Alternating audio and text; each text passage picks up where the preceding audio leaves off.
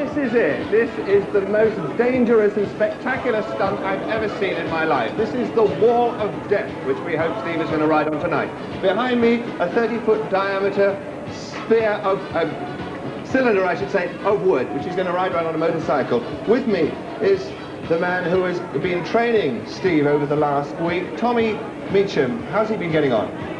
Well, he's done marvellous, really, considering the time he's had. It's unbelievable. You know, he's just a one-off. Really? He's marvellous. Is that well? You think he's going to make it tonight?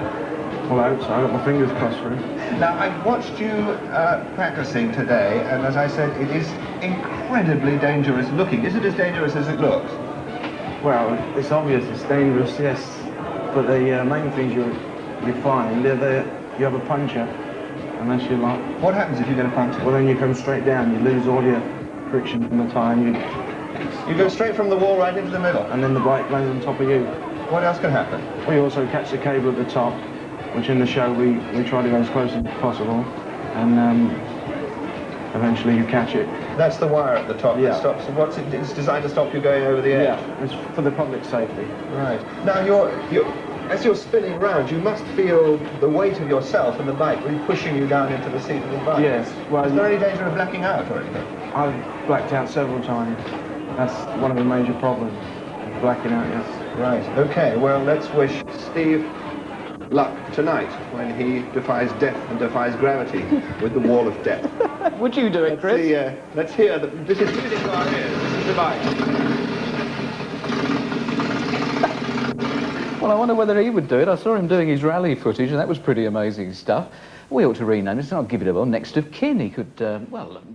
Why do I get the impression that you weren't particularly thrilled to have your name on the wheel? I didn't know much about it.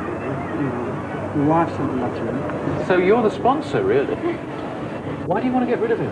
Well, he's worth more dead than alive. I've got him highly insured. Well, you've got one of the most difficult ones we've had today. It's certainly one of the most exciting, the Wall of Death. Have you seen it done? Yes. Are you confident that you could do it? No. Yeah. Where do you come from? Blackpool. Carlton, just outside Blackpool. And what do you do for a living?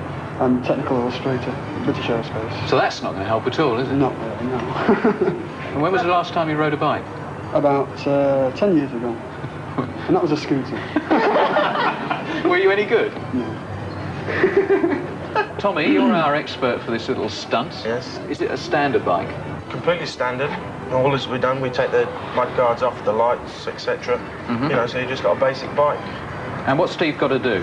You start off, obviously, by going around the bottom of the track, and then there's a 45-degree track at the bottom, which you go around that for quite some time to get rid of the giddiness, because that's one of the problems you'll find on the wall. So, I mean, would it be a good idea if he didn't have too big a T? I'd say so, yes. Right, okay, let's get on with the training. Tommy? Okay. He's all yours.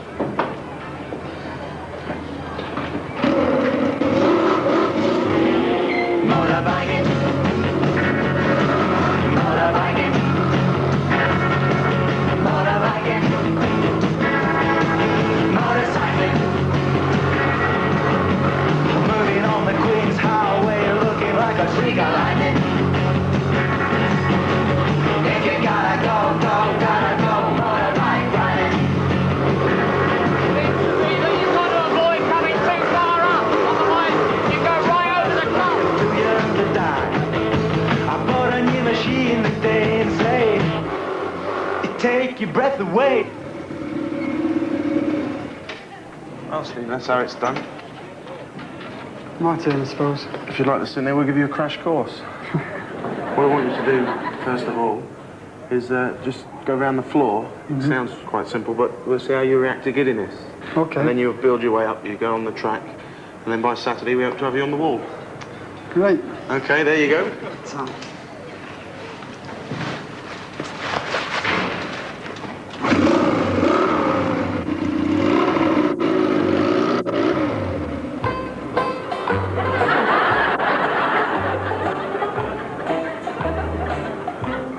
Well, Steve, that was progress on Monday. I then left you. How did it go for the rest of the week? Went all right, Noel. It's been great all week. Tremendous. How long did it take you to get onto this sort of grey bit? We spent all day on the grey bit. Yeah. Just learning how to balance on it and get the angle right and the speed right. What did it feel like? Well, it was hell.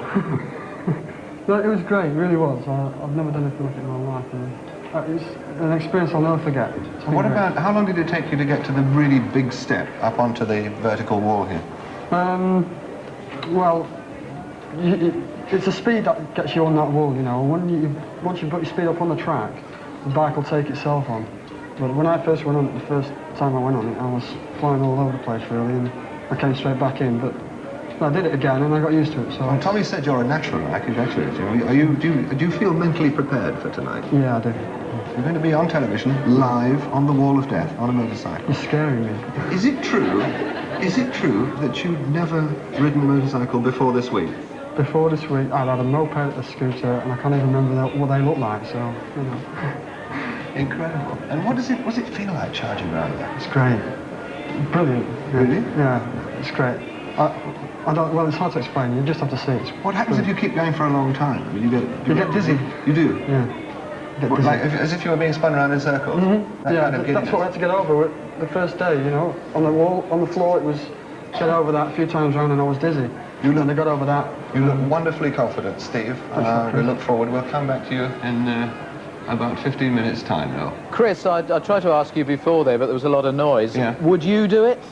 Not on your life. I'd rather climb Mount Everest single-handed. OK, we'll go back and see how that goes. Incidentally, before people pick up their telephones and say that he's not wearing a crash helmet for it, you can't actually wear a crash helmet on safety grounds. It's the one time when it's not a good idea to wear it, because Steve's got to be able to hear Tommy's words of advice from the floor, and he better listen to those. And also, it's something to do with the side vision and being able to see the top of the wall.